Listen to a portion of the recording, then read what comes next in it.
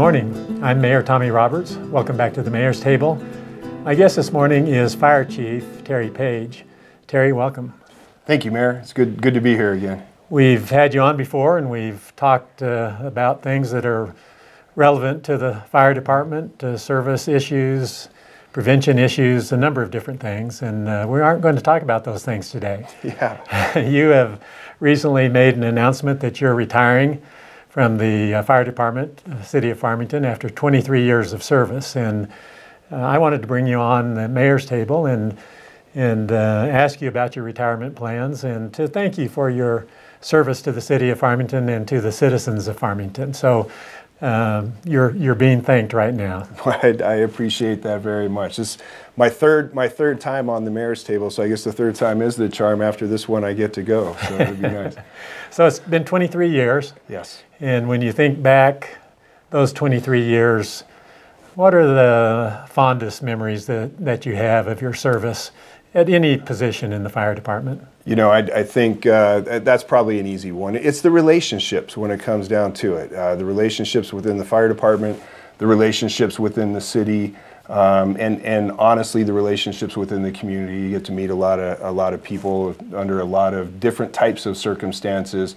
And there are people that I've remained friends with and feel very close to because I've met through the job. Right. So 23 years ago, you started out on the line, yes. Firefighter position.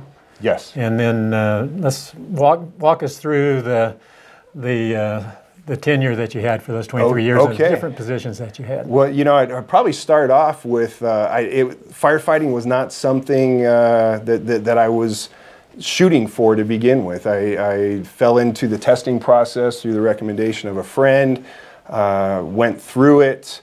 Like a lot of people, I tested. At that time, the testing was quite a bit different than what we do now, but did the testing process, didn't get hired originally. I was told, hey, you know, we've put you on a hiring list, and you know, we'll contact you in the future if something comes up. Well, it was literally just a month or two later that I got a phone call from the city saying, well, hey, you're next on the list and we'd like to offer you a job. Came down, I was living, I'd say came down, I was living up in Bayfield at the time. Came down, went through all the process to you know, actually get started with the city. All the interviews and everything had already been done.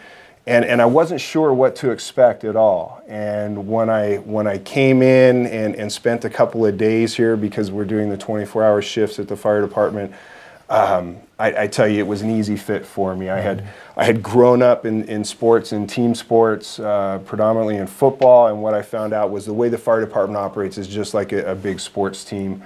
You've got positions, you've got position players, position coaches, you've got people that act as a coordinator in those different positions, and then you've got the different levels of the coaching staff, and it was an easy fit. It's something I'd been doing since I was a kid, and so it was a natural fit for me, and I took to it very, very easily, I think.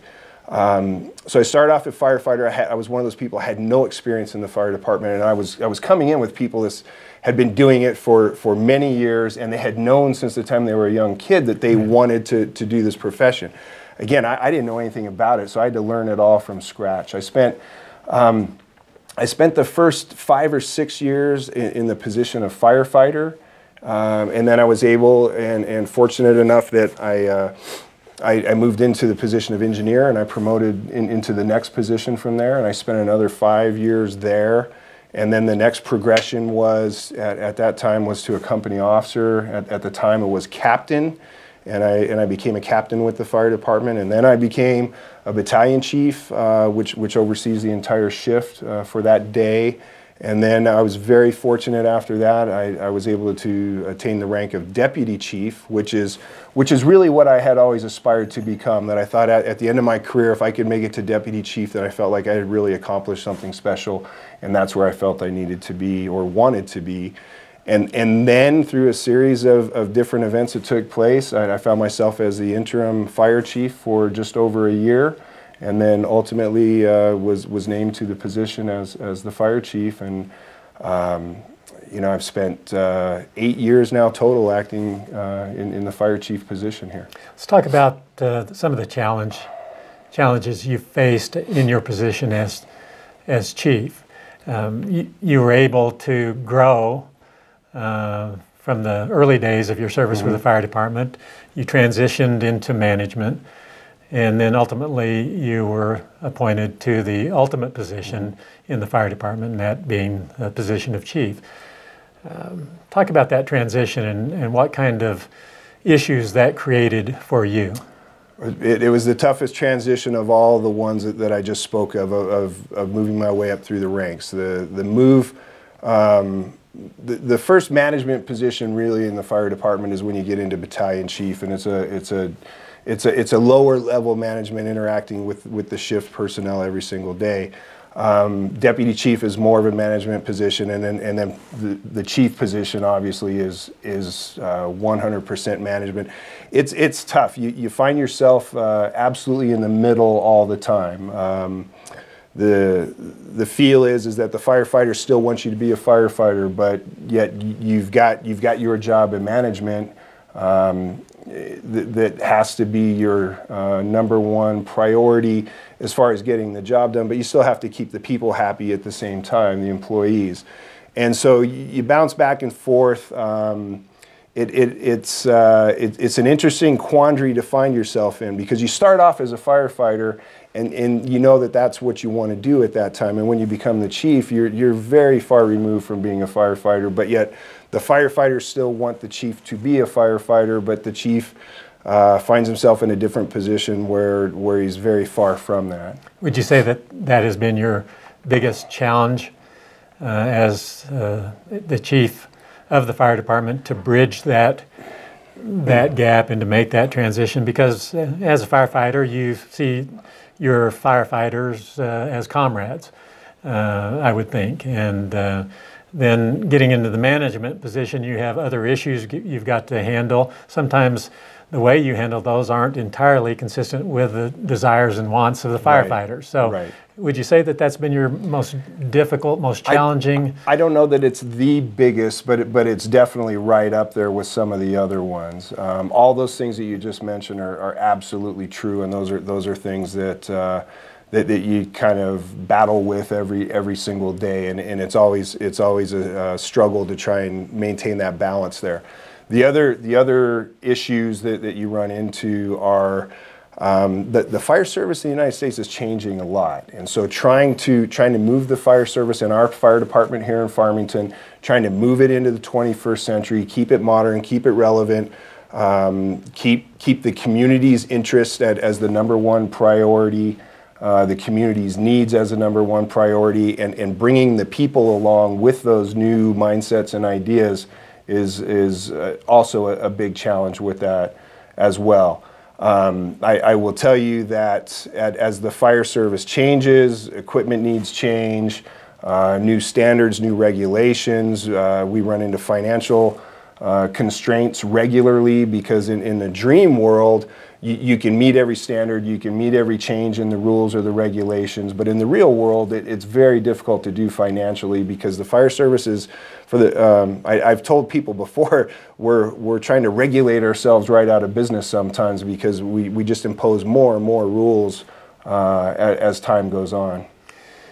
When you've had a chance to sit back after this retirement takes effect at the end of the year, and you have a chance to reflect on your 23 years of service, reflecting on some of the accomplishments that occurred during that 23 years of time, and maybe more particularly focusing on your tenure as chief, what would you think you would highlight as your major accomplishments as a leader? I know that'll be hard for you to answer, because you're not the kind of person who wants to talk about those kinds of things, but I think our viewers would be very interested to know what your perspective is. Well, I think I'm most proud of the fact that we have grown during this time frame. We've grown the fire department in every way. We're still short a couple of fire stations that we've always needed here in Farmington, but as the community grows, we should be looking into the future of what that means as far as growth, physical growth of the fire department. And we're moving towards that. We're making land purchases, we're acquiring land, we're doing things like that. We know where the future fire stations need to go. The issue is going to be, how do we come up with the funding for the additional personnel to man those fire stations that way? But we've grown in every other way. We've got tremendous equipment. Our fleet is top notch. I'll put it up against anybody else's. Our equipment is top notch. Our safety equipment is top notch. The people, probably what I'm most proud of is the people that we've got. And I've said it before. We are stacked more deep with talent in the Farmington Fire Department than we have ever been. The level of training is phenomenal. The level of the quality and the character of the people are phenomenal. It's a package, I think, that we bring forward. I've said all along that when I became the chief, the idea was try and leave the fire department in a little bit better shape than what it was when I inherited the reins as the chief goes, and I think I've done that. It's hard to put a lot of tangible items to that list, but I think in general I think we're in better shape. I want to leave it with a good foundation for whoever the next person is to come in, where they can hit the ground running and not have to figure out what the heck has been going on here for the past 8 years. As an observer for the last 8 years and a fairly frequent interactor with you and the fire department, I can attest to the fact that you've left it in a better position than it was when you started, and I congratulate you on that and honor you for that. Thank you. Let's talk about your plans. Yeah. You know, is this a real retirement, or is it a retirement from one thing and the preface to stepping into something else? You're still a young man. Well, thank you. That's a very kind compliment of you. When I took over as a chief, and I've looked at a few pictures from 8-9 years ago, and I, believe it or not, I had some hair, and what I had wasn't gray. So parts of me feel like I'm a young man for sure. Certain days are better than others. It's not a real retirement in the sense that, I'm putting myself out to pasture and I'm not going to do anything.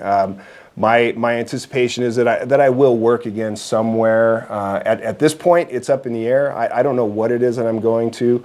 I don't have a job at another fire department, which has been discussed in some rumor circles right now. And to be honest, I don't know that I'm interested in staying in the fire service anymore. I've said all along that this job is what I do. It's not who I am. It doesn't define me as a person. And I think I might be interested in trying something new into the future, and a new challenge I think is always healthy. So we don't know. Our youngest son is a senior in high school this year, and when he graduates and goes off to college, for the most part, most of our kids now have gone and moved on somewhere else. Neither my wife nor I are from here. We've got tremendous friends in the area.